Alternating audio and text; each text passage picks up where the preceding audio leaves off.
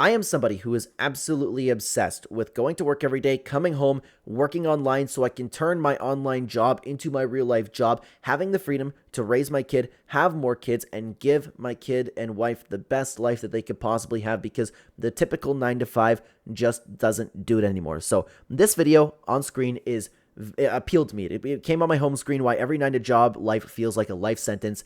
As somebody who has been remaining optimistic through his, and before I say it, I don't have a 9 to 5. I have a 1:30 or 5:30 to 1:30, excuse me. So I'm very, very thankful for that. It's a lot easier in my life, but I don't sleep, so it's difficult in that sense. I get that people have it way worse than me, okay? But I'm trying to escape this, and these types of videos appeal to me because I am trying to escape this, and I watch a lot of videos of people and their stories, but this one screamed out to me. We had a ridiculously long intro. Today we're going to be reacting to this video. Hello everybody, and welcome back to another video. If you are new here, my name is Kyle. I'm your guy with too many YouTube channels. Please go show the creators some love in the pinned comment description down below. Let's get started. Let's hear what we have to say. Welcome to your new life sentence, also known as your 9 to 5 job, where the only crime you committed was needing money to survive. Congratulations. You now get to spend the best years of your life trapped in an office, surrounded by artificial lighting, And it sucks, man. It sucks. And I know that, like, the jobs vary, but, and I probably should mention this as we get on, I would have absolutely no issue, little issue, of having a responsibility of going to work full-time, just coming home, if we could actually have a livable wage with that. But the reality is I don't. I go to work every day, and I'm not, like, in an insanely good job, but I make significantly more than minimum wage at my job. My wife has to work, and I have to work online just to be able to barely get by. That's my problem with my job, and that's why I'm working so hard to work for myself. It's not worth it. And Karen's arguing how their Excel spreadsheet isn't printing correctly. Ooh, that's my life too. That's my life. Oh my god. And for those of you who don't know, who don't follow the channel, I also have an office job. Ooh, the old people that I have to deal with sometimes, man. And demanding IT department to drop everything to fix it. Because obviously, their work is more important than anyone else's. Dude, I have to use Internet Explorer at my job. You know?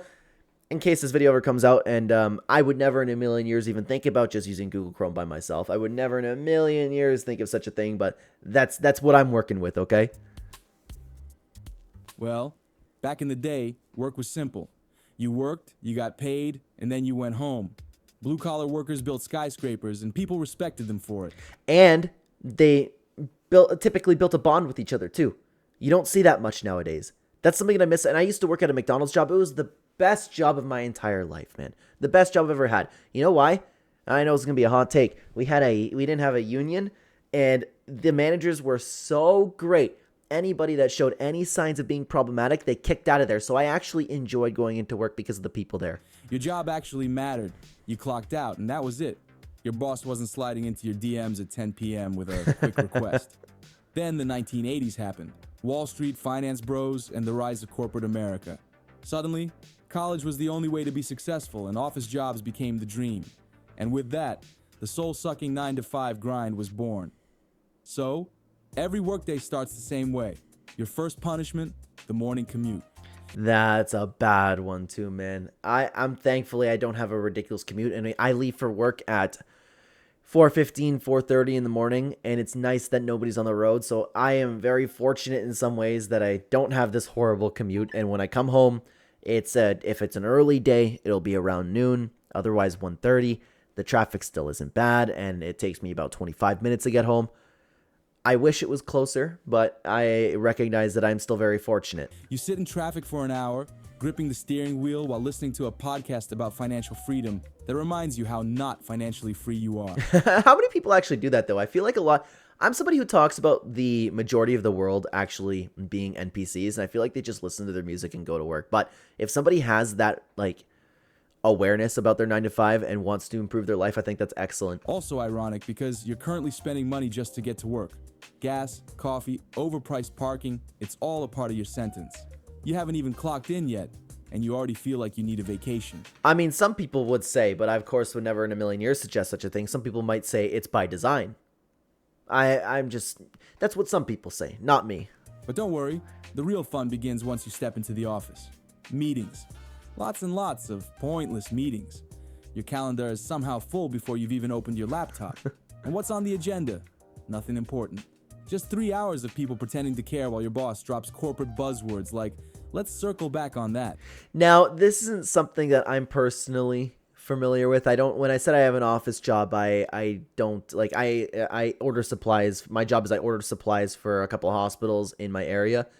So it's not like meetings and everything like that. But I do know a lot of people that go to meetings and then I can clearly hear them just laughing the entire time. So what actually goes on? Or, we're optimizing for stakeholder alignment. Basically, a whole lot of words that mean absolutely nothing, but somehow still require a follow-up meeting. And yet, despite all this so-called collaboration, you walk out of the meeting with more questions than answers. And you know what kind of reminds me of too? You remember when it was popular before Musk bought Twitter? And everybody was posting about how they basically did nothing in a day. A day in the life is my job at Twitter. I go get coffee and I sit in this lounge, have a meeting, and go get some more coffee, have a mental health break. Kind of reminds me of that. Which brings us to the ultimate scam. Fake work. You're not breaking your back in 100-degree heat, and you're definitely not saving lives. No, your suffering is mental. Because deep down, you know that half of what you do doesn't actually matter. That's a really good point too. And on top of that, what contributes it is how many people in this life are unhealthy now. The things that we're eating, we can get into exactly like what we're consuming on a daily basis, like not just food. It all has an effect. It all has a play. People are too mentally tired to even go for a run after this. So that everything like that contributes to your mindset. If you stopped working today, the world would keep turning. But if the janitor stopped working, absolute chaos. And yet, the janitor is making way less than Chad from marketing, who just spent 3 hours designing a PowerPoint about brand engagement that no... Dude. The PowerPoints that we have to do at work are phenomenal, I will say. They're the best things that I've ever seen in my entire life. Nobody will ever read. By now, you're starving. Good news? You technically get a lunch break. Bad news? Lunch breaks are a myth. Sure, the company handbook says you get a full hour, but in reality, it plays out more like this. You spend 20 minutes waiting in line for food. Right as you take your first bite, your boss sends an urgent Slack message. Carol from accounting corners you in the break room to tell you in excruciating detail about her cat's gluten allergy. Oh my God. I can't believe that people like this exist. How many times have we just like, how many times have we been a part of this entire thing? Like when I go for lunch too, I go out of my way to go, like we have a cafeteria at our place and I go out of my way to be in solitude. And it's nice to see some people that you haven't seen in a while, like sit down. That happens every once in a while. And that's actually kind of pleasant. But you know, the same people who just yap away about nothing and just don't even, it doesn't even like compute in their brain at all that, hey, maybe I'm interrupting somebody's lunch with my useless information. It just shocks me that people like this exist. Tastes like capitalism. However, the finish line is in sight. The workday is almost over, except it never actually ends, because you're on salary, which means your boss can email you at 9 p.m. with a quick favor.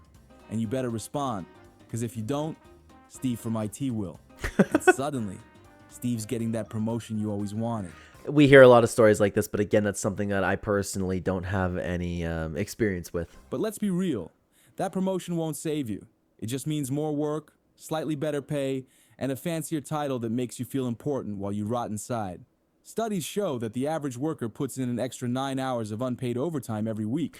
Isn't it crazy, too, that all of the titles that actually mean something are essentially worthless? Like, even when it comes to, like, I mean, dating in 2025, how many people struggle with the idea where it's like, oh my God, I'm a garbage man, right? And it sucks. And that's the only thing that really came to mind now. But you can name like 10,000 different kind of jobs. Like a janitor is another good one, like they were talking about.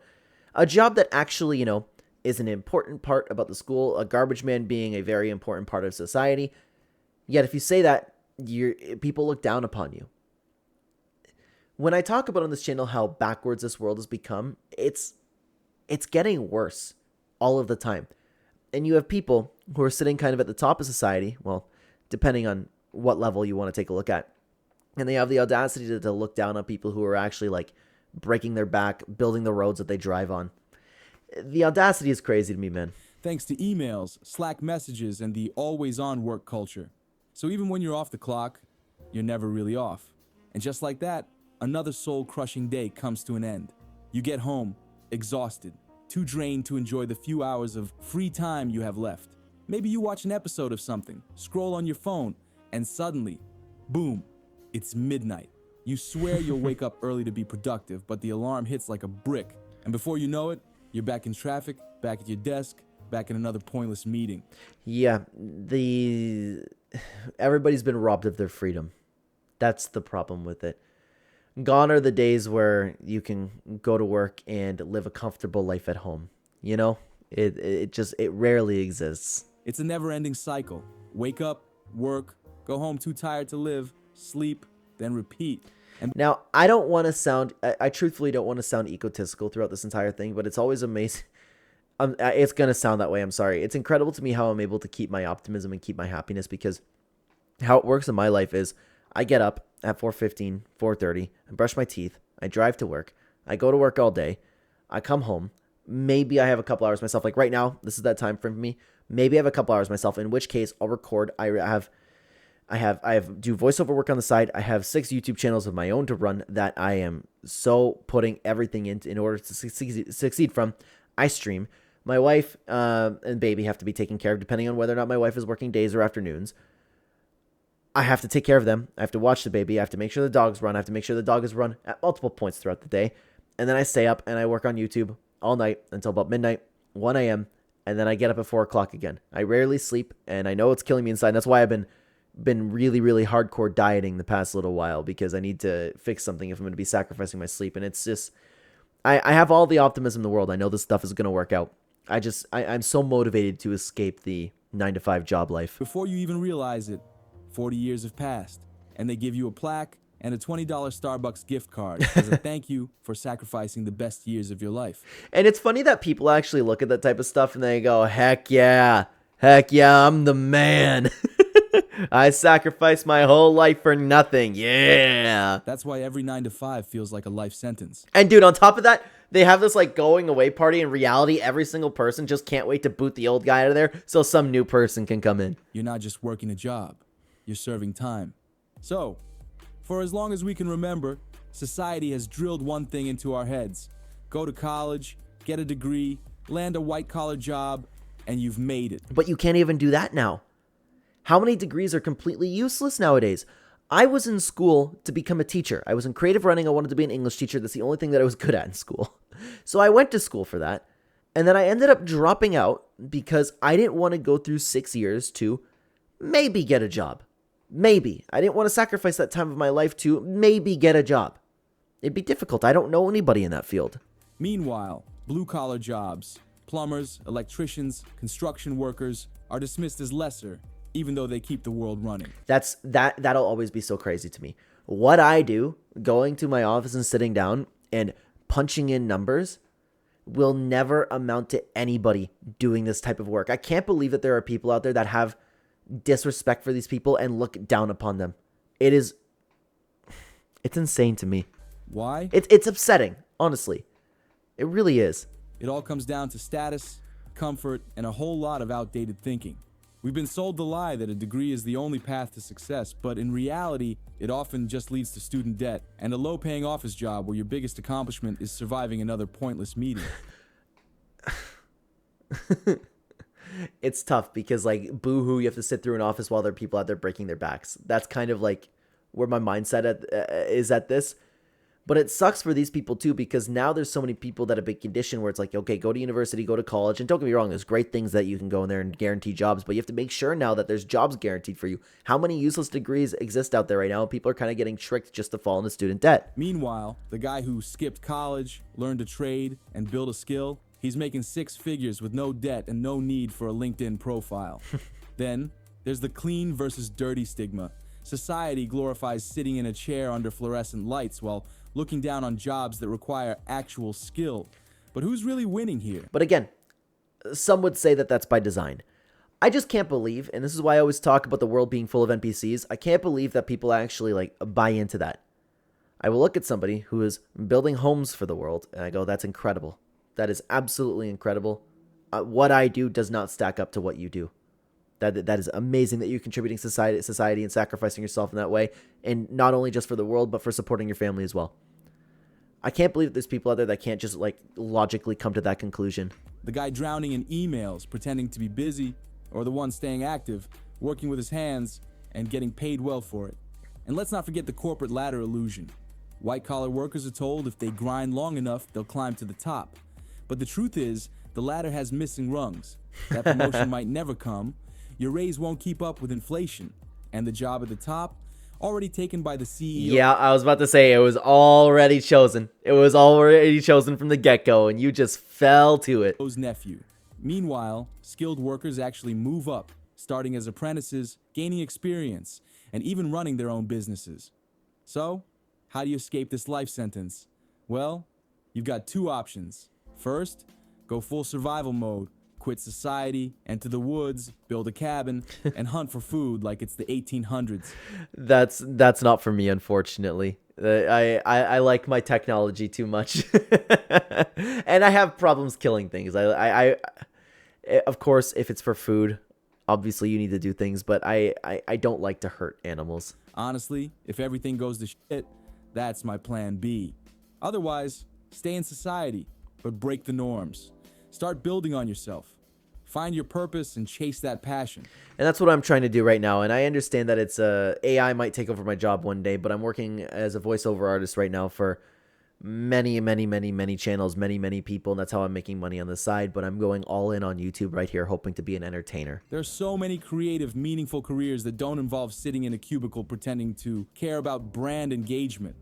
Think about it this way. If your job really mattered, the world would feel it if you suddenly stopped working. If you could disappear tomorrow and nothing would change, you're in the wrong place.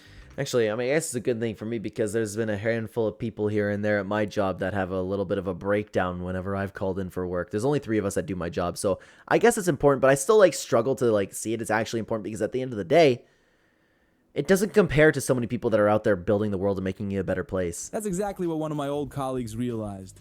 We were stuck in the same office job, but his passion was fixing cars. At first, he just took side gigs from coworkers, changing tires, doing small repairs. Eventually, the demand grew, and now he quit his office job and runs a successful car business. And it's a lot easier too once you actually work on your passion. How many people that are successful have told you to find your passion and work on it? Because if you go to a job that'll make you miserable all the time, you're going to be miserable. It's so difficult to just be somebody who appreciates life in that sense. I like talking in a microphone. I like YouTube. I like the videos where we can all come together, we can all have an opinion, make it into a video, have a greater conversation about something. I like doing that type of stuff. So this is what I'm hoping to make my job one day. Without a degree, just by mastering a skill and going all in. My point is, the whole dream of the 80s office life, suits, water coolers, pointless meetings, and Karens fighting over thermostat settings is outdated thinking. That version of success was built for a different world. We're in 2025 now. The internet, digital tools, creative industries, and remote work have completely rewritten the rules. You don't need to beg for a promotion anymore. You can literally create your own opportunities. Of course, it's obviously easier said than done. Obviously, this is just starting to work out for me now, and I've been at this daily, actually daily, for over 5 years now. And it's just starting to work out. So it's easier said than done, but it is worth it. Now I'm at a point where I'm actually comfortable living, but we're still, struggling to get by, if that makes sense. No, I'm not saying you need to rage quit your job, throw your tie in the trash, and start a YouTube channel tomorrow. Though, tempting. But if you take the time to build a skill that makes you irreplaceable, whether that's creative, technical, hands-on, or even niche as hell. And I will say, there's potential with AI right now, honestly. You'll always have doors open. That's the kind of leverage no corporate title can give you. And some people genuinely love the white-collar jobs. The structure, the team environment, the predictable routine. If that's your dream, go for it. Yeah, it all comes down to whatever your passion is. If you can turn your passion into work somehow, that'll set you up for a great life. But before you lock yourself into a cubicle for the next 40 years, ask yourself one thing. Is this path truly yours? And there's a lot of people who don't ask that question. They've just kind of been conditioned to think one thing. They go through school, they go through that process, and they're all excited to actually be out of school, only to be miserable once they get into that corporate life. Or just the one you were handed. Because here's the truth. The world doesn't reward the most educated anymore. It rewards the most useful. Degrees might get your foot in the door, but skills are what keep you in the room. And at the end of the day, when the Wi-Fi cuts out or your toilet floods, Chad from marketing isn't the one fixing it. Very, very good point, man. I love that. That was actually a really, really good video, man. I want to talk a little bit more about this stuff on the channel. Of course, we have our fair share of videos talking about self-improvement, which I'm going to point you to right now. Why don't you check out this video on screen where we rank all of the greatest self-improvement habits. I'd love to have you over there. Thank you so much for watching, everybody. Take care, guys.